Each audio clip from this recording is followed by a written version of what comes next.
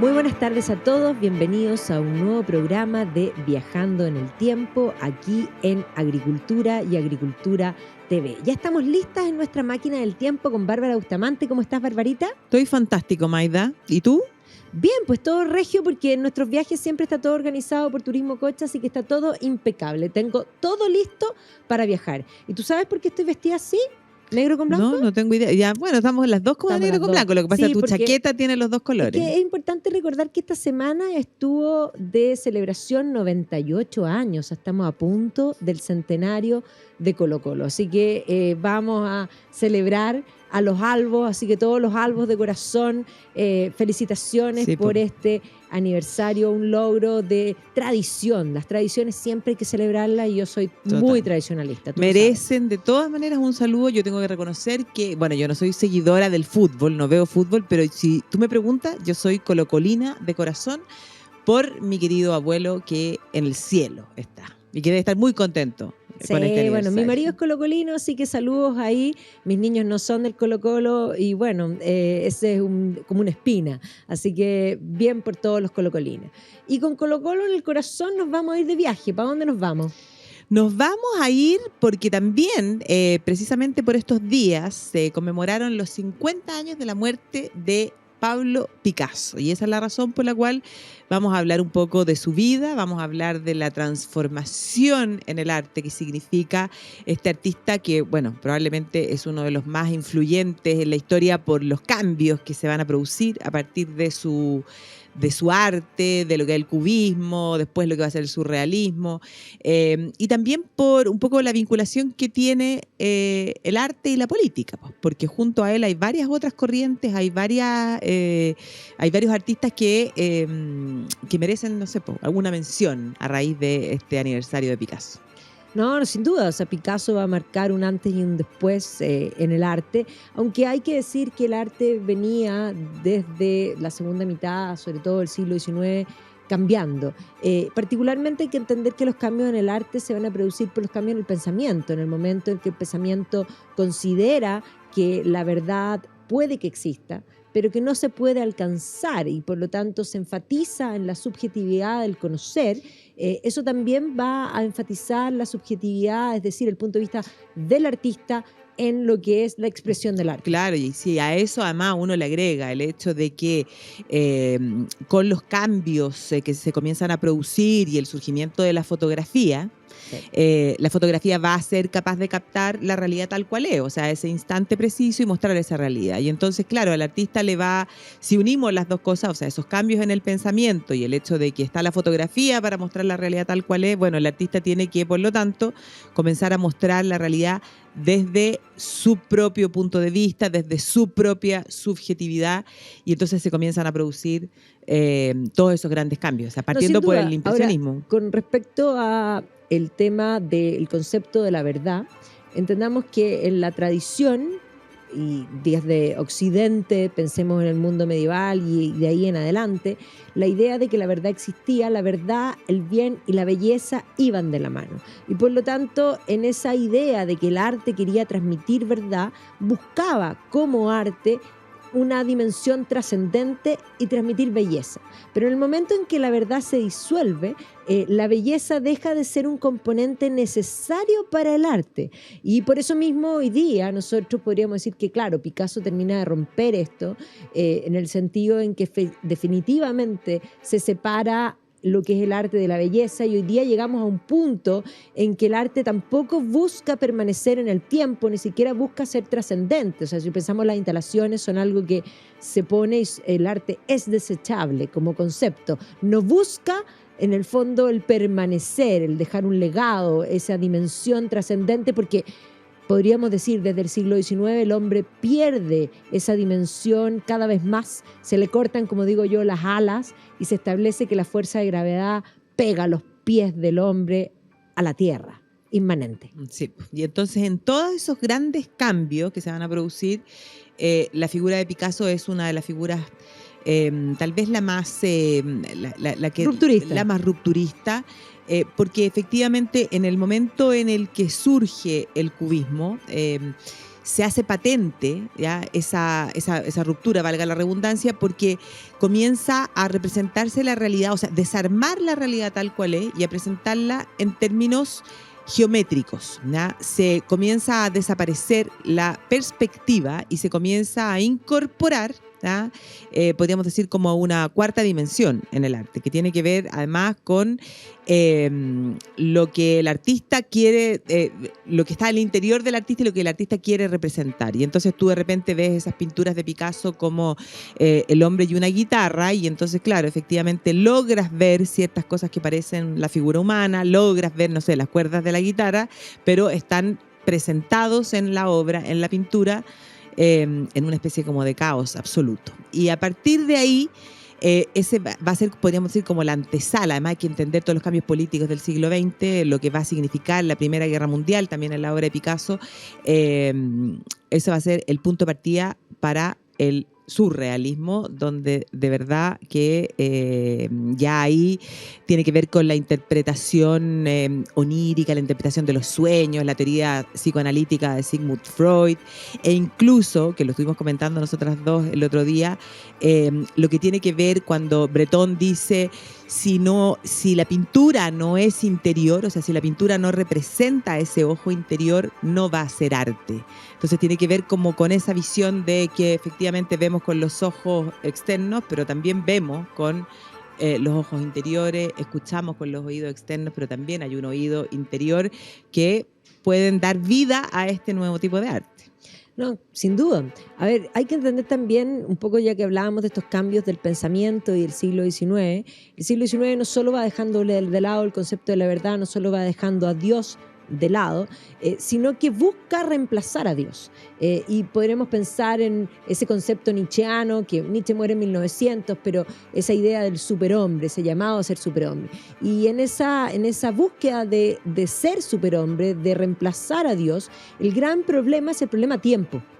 ¿Y por qué el problema tiempo? Porque Dios no tiene tiempo, está fuera del tiempo y nosotros estamos insertos en el tiempo. Este era un tema que preocupaba a la filosofía desde la época de San Agustín. O sea, San Agustín hace esa teoría del tiempo diciendo nosotros vivimos el presente, pero el presente no es. El presente, cuando digo la palabra presente, ya fue. Y por lo tanto el hombre está atrapado entre la memoria, que es el pasado, y la imaginación. Y por lo tanto que proyecta el futuro.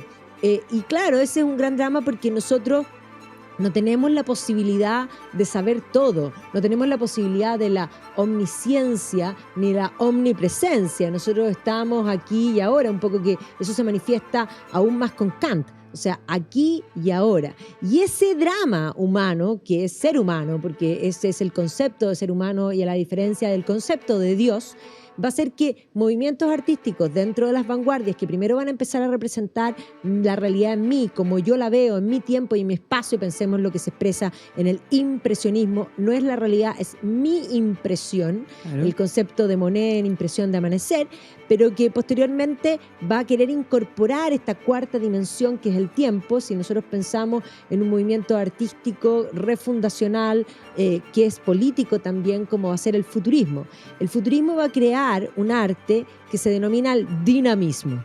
Y el dinamismo no es cubismo, sino que lo que pretende es no solamente pintar un instante. O sea, entendamos que el arte siempre pintó un instante. O sea, cuando Leonardo da Vinci le piden la última cena en Milán, él pregunta, dice, ¿qué minuto es una última cena? Entonces él dice, pero una última cena. Una cena tiene muchos momentos. Exacto, una cena dura mucho tiempo. Y él se va a estudiar y decide pintar la última cena según San Juan, en el momento en que Cristo dice, uno de ustedes me va a traicionar. Ese es el instante. Claro. Y ahí se produce que, si están todos sentados por el mismo lado, los tres primeros de cada lado escuchan y entienden, y los tres segundos, porque está dividida la obra en triadas, ¿ya? Los tres de las puntas no escuchan. Y esa es la dinámica de la última cena. Pero lo mismo ocurre con Velázquez y las Meninas. O sea, también probablemente uno de los aspectos más tiene muchos aspectos interesantes las Meninas, pero tal vez lo más interesante que tiene es que al parecer Velázquez fue capaz de captar una especie, sí, te podría decir que casi que un nanosegundo de tiempo, porque algo ocurre en las Meninas. Las interpretaciones son muchas. Entró el rey, o el rey estaba reflejado, o va saliendo el mayordomo, o le están pegando la pata al perrito que perro, está ahí. O sea, hay mucho, pero es un instante. Bueno, pero esa era la realidad de la pintura. La pintura es digamos, podríamos decir una tela o cualquier soporte en el que se plasma un instante. Lo mismo pasa con una fotografía. Pero lo que va a intentar final del siglo XIX y comienzo del siglo XX es agregar esta cuarta dimensión. O sea, pensemos que, por ejemplo, en literatura, en 1895, H.G. Wells está escribiendo La máquina del tiempo, donde incorpora este concepto de la cuarta dimensión, considerando que el tiempo es una dimensión más y tiene esta ficción de viajar en el tiempo. ¿Ya? Como estamos haciendo nosotros como aquí. estamos haciendo nosotros hoy día. Nosotros también tenemos la cuarta dimensión incorporada. Aquí. Entonces, lo que hace, por ejemplo, Umberto Boccioni en el futurismo es intentar establecer y pintar el dinamismo, por ejemplo, en un jugador de fútbol.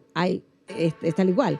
Y entonces lo que hay es el movimiento, es plasmar el tiempo, y por lo tanto en el tiempo ese movimiento se manifiesta en el movimiento mismo. O sea, es tratar de dibujar el movimiento. Ojo que él también va a hacer incluso esculturas dinámicas, donde el movimiento está plasmado, es como si el hombre estuviera caminando. O sea, intenta atrapar esto que es inatrapable en una obra que queda en un instante. Entonces, eso ya marca un cambio muy importante que Picasso obviamente lo va a reinventar desde otra perspectiva, pero Picasso inicia desde un arte, porque Picasso tiene una escuela impresionante, un dibujo asombroso que decide mutar.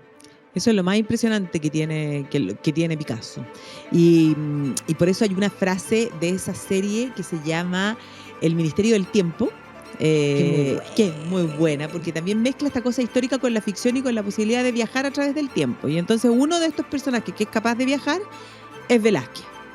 Y Velázquez viaja a la época de Picasso, de un Picasso joven, y comienzan a conversar. Y entonces Picasso le dice a Velázquez que lo que más le gusta del Museo del Prado es Goya. Velázquez se siente un poco ofendido y después entonces Picasso le dice, no, en realidad el mayor maestro es Velázquez. Y entonces Velázquez se queda reflexionando y dice, bueno, en realidad yo creo que esto todo es la teoría Picasso. Entonces le preguntan a Velázquez, ¿cuál es la teoría Picasso? Bueno, la teoría Picasso es que cuando tú eres capaz de representar la realidad tal cual es, a los 8 años de edad, eres capaz después de hacer realmente cualquier cosa. Y entonces efectivamente eso es capaz de pintar fotográficamente y después de hacer y desarmar la realidad como le dio la gana. Bueno, eso es un poco lo que hay en estos grandes artistas, tanto del siglo XIX como de comienzo del siglo XX, porque tienen una escuela profunda y deciden en su mismidad mutar. Pensemos tiempo antes, y que es una escuela en sí misma, un Turner. Turner tiene una escuela academicista, es parte de la academia desde muy temprano, extraordinaria, pero él decide convertirse, yo siempre digo que es un impresionista antes de los impresionistas, incluso un moderno, hasta simbolista, digamos, antes que todos esos movimientos, porque él muta. Y lo mismo pasa en el caso de Picasso, a diferencia de las escuelas de hoy día, porque hoy día, en el fondo, un artista se llama artista cuando quiere, como quiere, y no tiene escuela, no sabe pintar de otro modo, y en el fondo no es una abstracción de un concepto, sino que es algo más bien estético, de forma, que se ve bien y se le pongo el marco y queda extraordinario. Pero no necesariamente tiene ese concepto, esa profundidad que Picasso tiene. Claro, y yo creo que eso tiene mucho que ver también con la época que les toca vivir, porque efectivamente Picasso nace a finales del siglo XIX, donde todavía los maestros, ¿ya?, quienes enseñaban a estos hombres, que en el caso de Picasso es su propio padre, que también era pintor, era profesor, todavía consideran que la mejor manera de ser artista, la mejor manera de aprender es aprendiendo de los clásicos. En el caso de España, bueno, Velázquez, Goya, y etcétera, etcétera, Zurbarán. O sea, la escuela española es una cosa extraordinaria, impresionante. O sea, el siglo de oro, que es extenso, claro, el va Greco, a generar Rivera. O sea, la verdad es que es una cosa impresionante y va a mutar mucho el arte. Claro, o sea, claro. Entonces tenían esa consideración que había que aprender de esos clásicos y copiando la realidad de la misma realidad, o sea, trabajando en base a modelos que posaran y que uno, por ejemplo, si quería trabajar la figura humana, había que trabajar eso. Un poco también podríamos decir ese camino que abrió el Caravaggio, de pintar personas reales, de alguna manera de ponerle realismo, digamos, de la calle digamos, a lo que se está representando, que no era lo común, ya no son ideales, son personas de carne y hueso. Tal cual. Y entonces él tiene su primera formación, como digo, que la recibe del padre. Él nace en la ciudad de Málaga, ¿ya? Pero se va a trasladar a La Coruña, o sea, nace en las costas mediterráneas y se traslada a la costa atlántica. Y ahí comienza como a experimentar esa cosa creadora que tenía, su contacto con el mar. Empiezan a aparecer los temas de la tauromaquia. Él desde muy chiquitito, de hecho, ocupaba las cajas de los puros, las tapas de las cajas de los puros, y ahí hacía sus primeros dibujos. Y desde muy niño tenía una gran habilidad. Y con esta escuela del padre va a visitar Madrid, y cuando visita Madrid va al Prado, y cuando va al Prado se vuelve loco con el Prado, ¿no? Porque comienza a ver a los grandes. Una experiencia religiosa. Una experiencia religiosa que nosotros tenemos que decir y sacarle un poco de pica también a la gente, porque eso a veces es bueno, que hemos tenido la posibilidad de estar en el Prado sin público. Sí, yo ahí les recomiendo que vean, ahora estamos viajando en el tiempo, pero que vean Viaje en el Tiempo, está disponible en el canal de YouTube de la Red Cultural, y ahí pueden ver en la segunda temporada, que es España, que está toda disponible. Precisamente en el capítulo primero, que es Madrid, está nuestra visita privada al Prado, que la verdad es que se sentían los tacos, el eco. Eso mismo iba a decir, ustedes no pueden imaginar lo que significaba ir caminando, porque además entramos con una de las curadoras del museo, ir caminando nosotras dos y ella en el medio, que se sintiera el eco de nuestros tacos. Y ir avanzando, y ella nos decía, bueno, nos estamos acercando, ya vamos a llegar a la Sala Velázquez, y avanzábamos y nosotras mirábamos para todos lados, así como tratando de absorber todo, y de repente entramos a la Sala Velázquez sin nadie. Yo tenía un poquito ganas de llorar. No, o sea, de las ganas de llorar total. Pero te tinca que profundicemos después de esto de comerciales. Sí. Vamos y volvemos.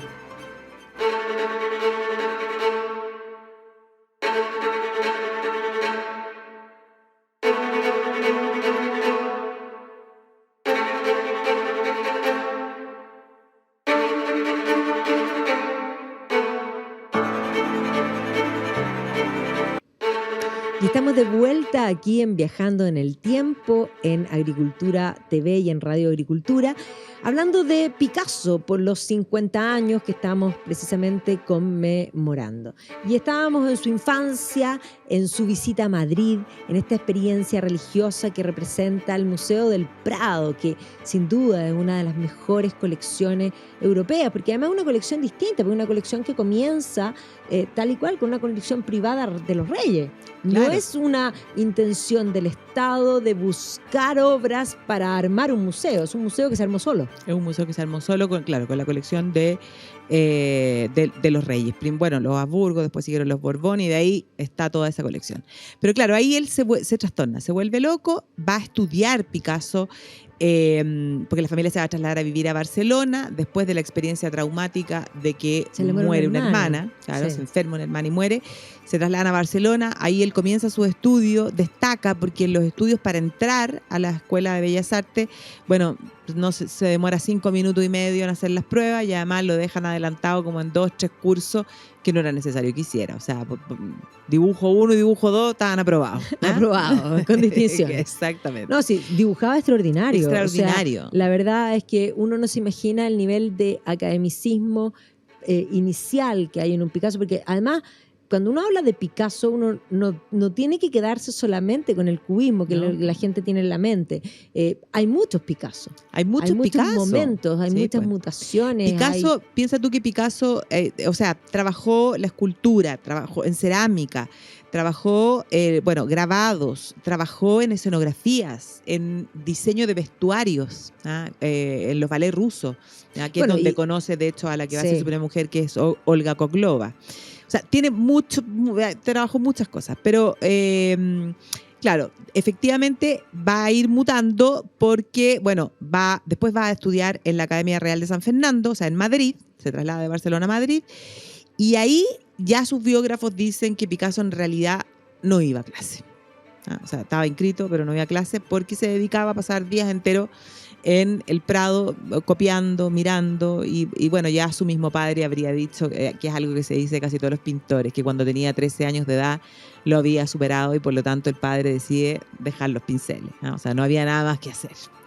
Y entonces ahí Bueno, comienza... ese es como Siempre el lo mito se dice, Vasari, sí, ya, po, porque Vasari es el que claro, establece ese mito con respecto a Leonardo, cuando Andrea Verrocchio claro. habría visto el ángel que agrega al cuadro de Andrea Verrocchio el propio Leonardo, y entonces Vasari dice que Andrea Verrocchio dejó los pinceles porque el discípulo lo había superado, pero la verdad es que nosotros sabemos que Verrocchio siguió pintando después, por lo tanto sabemos que Vasari mintió o exageró, quiso marcar un punto. Claro. Claro, pero siempre se dice. Y en el caso de Picasso yo creo que todo esto se combina con su propia personalidad. Porque yo siento, si uno lo mira desde el punto de vista psicológico, bueno, es un hombre bastante extravagante, polémico, se pueden hablar muchas cosas de Picasso, pero yo creo que él tenía una muy alta autoestima, ¿no? Sí. O sea, un poquitito como Pero tapón yo de creo que ahí océano. hay una labor también de la madre, eso es Exacto, una de las claro. cosas. Él se La cría madre le dijo que era el más lindo, muy eres el cercano más a la lindo. madre, muy cercano a las tías, a las abuelas, muchas mujeres a su alrededor que lo tienen que haber consentido muchísimo. Y claro, desde muy niño él comenta que su madre le habría dicho, bueno, si te dedicas a la vida militar vas a ser general, si en cambio te dedicas a la vida religiosa vas a ser papa. Y él termina la frase diciendo, bueno, en cambio todo eso yo me dediqué al arte y fui Picasso. ¿Ah? Y entonces, y además tiene que ver con el hecho de que él se llama Pablo Ruiz Picasso. Y entonces el apellido de la madre es Picasso porque el abuelo materno venía de Génova. Se había trasladado a España. Y entonces, claro, el apellido Picasso suena bastante mejor. O sea, Ruiz es más común, no es que suene mejor. Pero tiene una cosa más de marca. Tiene una personalidad, una marca. Y entonces, claro, él parte su obra firmando Pablo Ruiz Picasso, después Pablo Picasso y finalmente Picasso. No había nada más que decir. Y entonces comienzan además a darse las grandes transformaciones en su vida. Va a ir con uno de sus amigos, Carlos Casagema, a Francia. En Francia se vuelve loco con la obra de Degas, de Toulouse-Lautrec, y vive uno de los momentos críticos en su vida, que es cuando Casagema se suicida por amor. Y ahí, además la situación era compleja. Claro, porque después Picasso no estaba en el momento en el que se suicida Carlos Casagema, pero después regresa a París con el dolor de la muerte del amigo y comete el error de entrar en una relación sentimental precisamente con esa mujer que había sido la causa del suicidio del amigo. Entonces, como que la culpa lo mata. Y entonces ahí empieza su primer periodo, que es cuando él pinta el periodo azul, se dice. Que él pinta todo en azul, que es también algo que no había ocurrido o a lo mejor no está bien documentado, pero en general es como el primer artista que solo pinta en esas tonalidades. Durante algunos años solo ocupa el azul, algunos verdes y pero además absolutamente nada más. Un momento, el periodo azul es un momento todavía de un clasicismo, de formas figurativas, podríamos decir, determinadas. Es un periodo de un Picasso que probablemente no es el más emblemático que tenemos en la cabeza. En mi caso particular, personal, yo lo tengo en la cabeza, porque en mi casa, desde muy pequeña, típico estas ilustraciones que uno tenía así en la casa, había un cuadro de Picasso que es un niñito con una paloma, que estaba enmarcado, que es del periodo azul, y que estaba enmarcado y para mí es familiar. O sea, para mí el periodo azul es muy querido porque uno tiene y tiende a vincular las historias propias con estas imágenes que te generan emociones. Claro. Pero no es el periodo conocido. No es el periodo conocido, pero sí pasa que ahí tiene una influencia del Greco. Porque cuando pinta varios cuadros relacionados con la muerte del amigo, y entonces pinta una cosa muy parecida o con la misma disposición que el entierro del conde de Orgaz. O sea, esa dimensión, cielo, tierra, carne, ¿cachai? Como las dos. Y el colorido. El colorido y esas figuras como medias alargadas que tenía el Greco. Y entonces ese es el primer periodo. Después se va a enamorar por primera vez, bueno, la primera relación más seria que tiene, y ahí empieza el periodo rosa. Le gustaban los colores. Claro, cambia los colores y además incorpora, porque él ahí ya está viviendo en París, Montmartre, el Moulin Rouge, los circos, y entonces incorpora el tema circense, que también es algo que va a estar presente en casi toda su obra. Y después del periodo rosa es cuando la cosa comienza a mutar, porque él empieza a tomar contacto con los modernistas. Y de hecho, incluso con esta, de apellido Stein, que es una escritora que es modernista, que se va a convertir como, podríamos decir, en una que va a promocionar un poco la obra de este joven Picasso que todavía no es conocido, que tenía problemas económicos, que vivía ahí más o menos. Y entonces ahí va a comenzar a tomar contacto, además, va a conocer la obra de Cézanne y empieza el periodo que se le conoce como el periodo africano, porque se comienzan Claro, ve las máscaras africanas y esto le llama y las estudia, y de alguna manera podríamos decir que el cubismo va a nacer un poco también de esa influencia, digamos, de ese estudio, de esa admiración. Claro, por una parte las máscaras africanas y por otro lado también las esculturas ibéricas de los periodos tempranos. O sea, la Dama de Elche, por ejemplo, las cosas como los toros de Guisando, un poco también las figuras egipcias, ¿no? que tenían esa posición así como sedente, que no manejaba muy bien la posición de los pies todavía los egipcios. Y entonces ahí comienza a mezclar todo esto y entonces él siente también un poco envidia, podríamos decir, de la obra de Cézanne, va a conocer la obra de Matisse y entonces él quiere hacer algo mejor. Y mezcla todas estas cosas y comienza a trabajar en lo que va a ser la primera gran obra más conocida de Picasso, que es La señorita d'Avignon, en 1908, que va a ser un escándalo. Un escándalo porque, claro, son puras mujeres desnudas, representadas, digamos, en cubismo, por lo tanto son cuerpos no solo desnudos, sino que además desfigurados, cambiados, que evidentemente en su momento, y además es importante porque hay que entender que el arte decimonónico es un arte que cree un poco también en esa dimensión del siglo XIX, que el hombre va a ser cada vez mejor. Y por lo tanto esta idea de ir superando a Dios, reemplazando a Dios, que es lo que está presente. No tiene el pesimismo del arte posterior a la Primera Guerra Mundial. Entonces este es un cuadro que de alguna manera rompe las formas previo a la guerra y que marca un hito trascendental. De hecho es el cuadro que aparece en Titanic.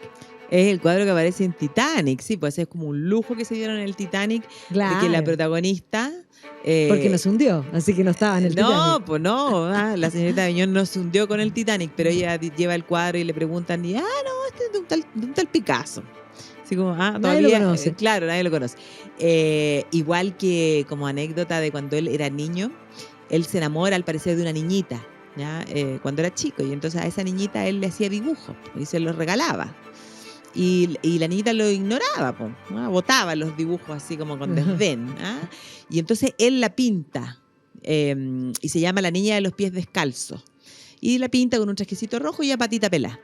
Y ese cuadro, al parecer, Picasso, la misma historia que, no sé, pues con la Gioconda. Picasso le tenía un especial cariño porque siempre lo guardó con él durante toda su vida y de hecho fue uno de los cuadros que él escogió cuando hace su primera exposición en su obra en Nueva York, en el MoMA, lo lleva. Y entonces se dice que, claro, amaba el cuadro porque era su primer amor. Pero esta niñita, imagínate que le tiraba los dibujos con desdén, la niñita no sabía que esos dibujitos iban a ser Picasso. Imagínate cuánto costará cada uno de esos dibujitos. Pero claro, como tú decías, la señorita d'Avignon va a generar una ruptura.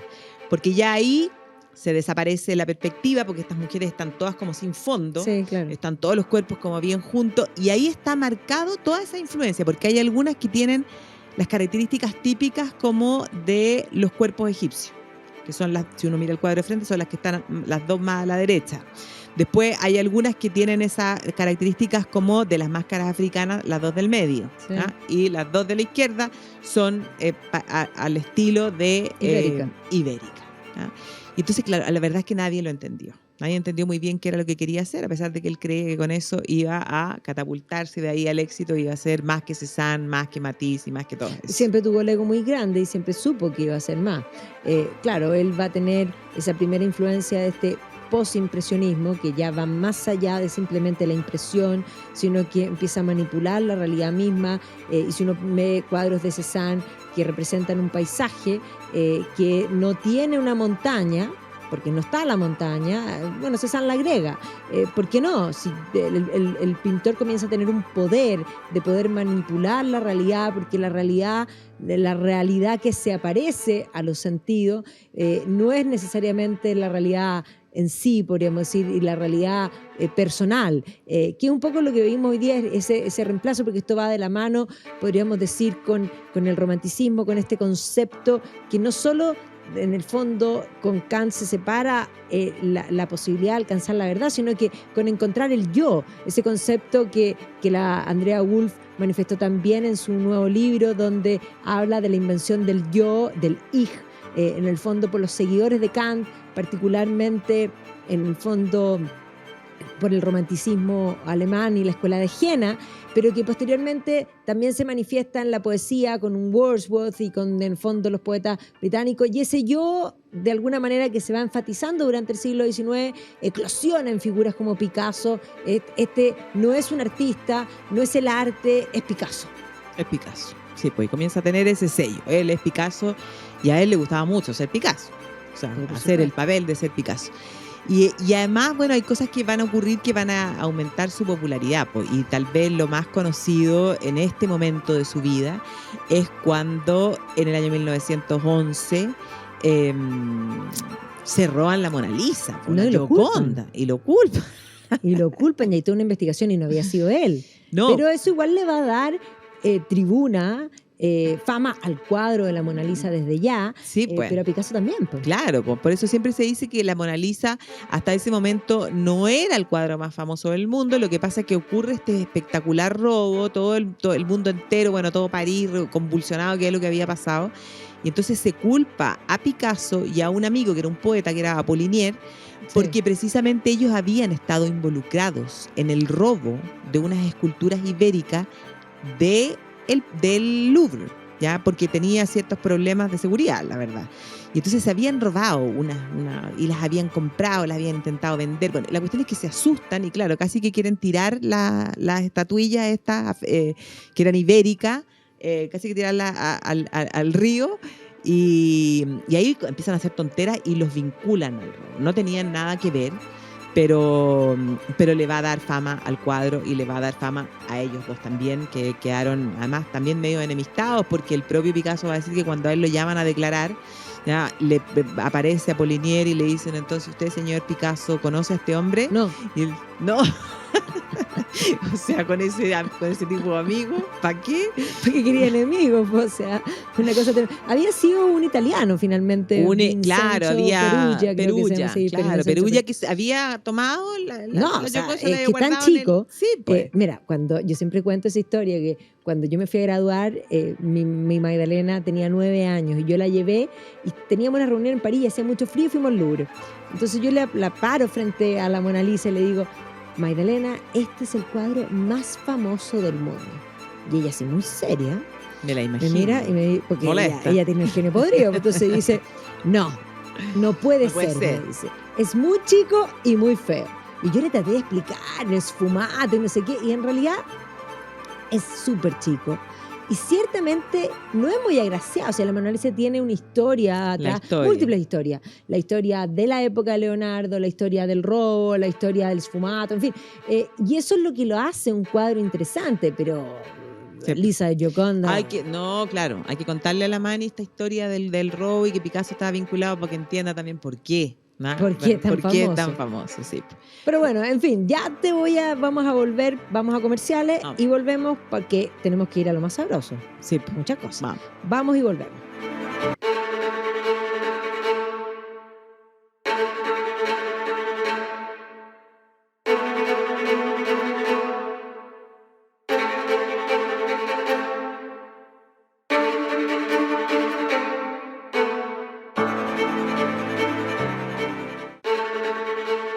Y estamos de vuelta aquí en Viajando en el Tiempo, en Agricultura TV y Radio Agricultura, hablando de Picasso por los 50 años que estamos conmemorando. Y precisamente estábamos hablando de este hombre que comienza a romper en el arte, las señoritas de Aviñón, que además se ve involucrado en el robo de la Gioconda, es decir, que no tenía que ver, pero efectivamente su nombre aparece sobre la mesa y eso le da fama, si no podemos decir otra cosa. Le da fama sin lugar a dudas. Pero lo que va a pasar después es que a los poquitos años que comienza a desarrollarse este cubismo, va a estallar la Primera Guerra Mundial. Y ahí gran parte de los amigos de Picasso van a ir a la guerra, ¿ya? Y entonces él va a quedar en un sentimiento de soledad tremendo, muere la que era su pareja en ese momento, entonces vive un mal momento, y un mal momento además que él vive como con cierto desdén. De hecho, él mismo decía que compraba el diario en esa época, no para enterarse de lo que estaba pasando con la guerra, sino que para ver las historietas o más o menos que para hacer el crucigrama, ¿ya? Y va a perder amigos No hay en nadie la que no guerra. haya perdido a alguien durante la Gran Guerra, que fue realmente tremenda. Y eso le va a cargar un pesimismo a toda la realidad misma y por supuesto al arte. Sí. Y en el caso de Picasso va a pasar que, claro, el cubismo va a quedar como medio detenido, ¿ya? Con el estallido de la guerra. Y Picasso además, como que en cierta medida yo creo que él quería que quedara detenido, porque él siempre hablaba de mi cubismo. O sea, como que el cubismo era él y el resto en realidad... No, o sea, Braque y todo lo demás, nada. No, o sea, No era existen. él. No existen. Y entonces ahí van a venir cambios importantes en su vida, como por ejemplo que va a conocer a este Diaghilev, Sergei Diaghilev, que era un ruso, el creador de los ballets rusos, donde en el fondo reclutaba los mejores bailarines del Mariinsky y hacían estas compañías que representaban por toda Europa. Y le ofrece a Picasso trabajar con él, hacer las escenografías, los vestuarios, comienza a trabajar ahí, y ahí conoce entonces a la que va a ser su primera mujer con quien se va a casar, que es Olga Koglova, y que es la mamá de su primer hijo, que es Paulo. Y aquí se le comienza a complicar la cosa entre la vida privada, sentimental y todos los cambios que se van a ir produciendo en su arte, porque artísticamente va a ir encaminándose, podríamos decir, hacia lo que es el surrealismo. A pesar de que Picasso nunca va a decir que él es parte de la corriente, efectivamente su arte es, podríamos decir, la antesala, ¿ya? O ya francamente no la antesala, sino que es parte del inicio del surrealismo, ¿ya? Se comienza a vincular con la figura de Breton. Se va a marcar también mucho por sus relaciones amorosas. Las mujeres van a ir determinando los cambios o sea, podríamos decir que es ese sentimiento y esa disposición emocional de Picasso la que va a ir mutando en el arte. Claro, o sea, por ejemplo, cuando comienza a tener problemas matrimoniales con Olga, el periodo con Olga al comienzo es un muy buen periodo donde Picasso tiene una buena situación económica, está siempre invitado a las mejores fiestas, en los mejores restaurantes, Olga vestida de Chanel, él muy elegante, íntimos amigos de Stravinsky, ¿ya? Claro. O sea, pero claro, cuando comienzan los problemas matrimoniales con Olga, él comienza a representar eso en su problema matrimonial en su arte. Y entonces empiezan a aparecer esas cosas como la mantis, así que se está como devorando y esa es Olga que se lo está devorando a él. Aparecen, claro, su retrato con esta figura también como de un monstruo, una mujer que parece media monstruosa. Entonces hay todo eso. Pero claro, eso tiene que ver también con el hecho de que él ha conocido a otra mujer, que es Marie-Thérèse Walter, muchísimo menor que él, una niñita de 17 años. Él se enamora de ella, esa relación él va a tratar de mantenerla oculta de Olga hasta que ella queda embarazada de su segunda hija, que es Maya. Y entonces ahí rompe la relación con Olga, se va a vivir con Marie-Thérèse, pero precisamente en ese momento también aparece otra mujer. Y así va a ir una sucesión de mujeres que también son siempre, y en la medida que él va envejeciendo, son siempre mujeres más jóvenes, con unas diferencias de edad impresionantes. O sea, hasta de 46 años mayor Picasso que la mujer con la que en distintos periodos de su vida. Y Probablemente cuando ya llegamos a la década del 30, cuando nos vamos acercando ahí, bueno, lo que va a ocurrir y va a ser importante va a ser el hecho de que Picasso siempre va a reconocer que él se reconocía a sí mismo como un pacifista, pero Picasso va a ser miembro del Partido Comunista Español y miembro del Partido Comunista Francés durante toda su vida. Y entonces la situación política en España comienza a complicarse. Él siempre se va a mostrar partidario del bando republicano, ¿ya? De las ideas Por republicanas supuesto. del bando republicano, y va a morir su padre con anterioridad, y ese va a ser el último viaje que Picasso hace a España. Porque en el año 36 va a estallar la guerra civil. ¿Ya? Y cuando estalla la guerra civil, bueno, Picasso va totalmente banderizado con el bando republicano, va a decir que no va a regresar a España nunca más hasta que después de que se establece el régimen de Franco, y la verdad que no va a volver nunca más porque el régimen de Franco está hasta el año 75 y Picasso muere en el 73 en Francia. Pero en ese periodo, en el contexto de esa guerra civil, va a aparecer la exposición universal y el concepto de hacer el Guernica un poco en reclamo a lo que está sucediendo en España. Pero ahí también es una mujer. Claro, ahí también hay una mujer, porque él en ese momento está en una relación con Dora Maar, y Dora Maar es fotógrafa, y entonces probablemente Guernica es famoso, bueno, el cuadro es famoso por muchísimas cosas, pero una de ellas es porque Picasso al comienzo no quiere aceptar, tiene como temor era un gran desafío el hecho de que el gobierno republicano o el bando republicano le solicitara pintar este cuadro como una denuncia de lo que habían sido, a raíz de los bombardeos en Guernica, lo que había sido el sufrimiento y el horror de la guerra. Y entonces Picasso lo siente como una gran responsabilidad, y Dora Maar lo convence. Es un cuadro de grandes dimensiones, o sea, es un mural de grandes dimensiones. Está en el Reina Sofía hoy día. Hoy día está en el Reina Sofía. Son 7 metros, más de 7 metros de ancho por 3 metros y algo de altura. Es gigante. O sea, es gigante. Y entonces, bueno, lo convencen. Y además, claro, Dora Maar va a fotografiar a Picasso durante todo el proceso. Y entonces tú puedes ver a Picasso en calzoncillos pintando, puedes ver a Picasso fumando, pintando, puedes ver que además Picasso en el último momento introduce la ampolleta. El elemento que más llama la atención, ¿ya? De Guernica. O sea, el Guernica es un cuadro tremendo porque hay una mujer que está... El sufrimiento, no sé, es impresionante. Ahora, hay que decir que el bombardeo de Guernica no es el peor bombardeo de la guerra civil. De hecho, hay varios peores. Lo que pasa es que solo Guernica tiene un Picasso. Claro, solo Guernica tiene un Picasso, y por eso a lo mejor está en la retina. Está en la retina, sí, en el imaginario. O sea, si tú piensas bombardeo, guerra civil española, Guernica. Claro, y se ha tratado en ese momento el propio Franco estuvo muy complicado con lo que ocurrió en Guernica, porque se sabe que ahí participaron la aviación, en el fondo, Luftwaffe. claro, probando, la Luftwaffe, preparándose para, ¿ya? Era un día extraño en el momento en el que ocurrió, era día de feria. Por lo tanto se asumía que la gente no estaba en sus casas, se bombardeó intensamente, pero además no llegaron los bomberos, o sea, pasaron muchas cosas curiosas, ¿ya? Y hoy día se hacen cálculos muy distintos de los que fueron en el origen de lo que verdaderamente, cuánto fue la pérdida en Guernica. Pero claro, como tú decías, los bombardeos en Barcelona, los bombardeos en Madrid fue intensamente bombardeada, fueron a lo mejor incluso hasta peores. Pero hay un Picasso, ¿ya? Que pinta Guernica, por eso es tan famoso, y además porque el cuadro se hace para la Exposición Universal del año 37, ¿ya? Y entonces todo el cuadro sale, o sea, el cuadro nunca está en España. En el primer exiliado. ¿Ya? Es el primer exiliado de la guerra civil, porque después se va a Nueva York.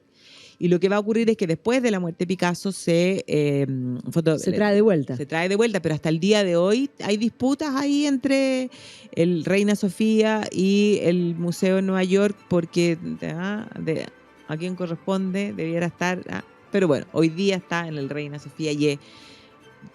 O sea, lo mejor del Reina Sofía por lejos, de todas maneras. Por lejos. Bueno, nosotros no somos muy no, admiradoras del arte contemporáneo, no es lo mío, tengo que decir, pero sí es súper interesante el Guernica como concepto, lo que quiere expresar, porque hay una historia importante por detrás que uno puede ver. A mí lo que me pasa es que con el arte contemporáneo hay cosas que requieren tanta explicación, que a mí me parece que cuando el arte requiere ese nivel de explicación, pierde su sentido y su razón de ser. Claro, sí, eso es cierto. Pero claro, como decía Guernica, probablemente lo más interesante es esa ampolleta, ¿ya? Porque ahí es lo que él quiere como a lo mejor representar es, podríamos decir, la luz de la esperanza, de que nunca más un sufrimiento en la guerra como el que ocurrió en la guerra civil, pero la verdad es que claro, quedaba todavía por delante Una luz artificial. una desde luz ya, artificial, complicado. claro, porque quedaba por delante todavía la Segunda Guerra Mundial. La segunda, claro. Y en la Segunda Guerra Mundial, Picasso está viviendo en Francia, se traslada de vivir en la zona de Cannes, en algunas otras oportunidades vive en la costa atlántica, ¿no? Pero está en el periodo de una Francia, de un París ocupado, ¿no? Una Francia dividida. Con una Vichy por el lado sur, claro. Y ahí incluso él escribe obras teatrales. Y en las obras teatrales como que es una antesala, podríamos decir, de lo que va a ser el teatro del absurdo. Y hace las representaciones muy muy además como confrontacionales, podríamos decir, con la ocupación nazi.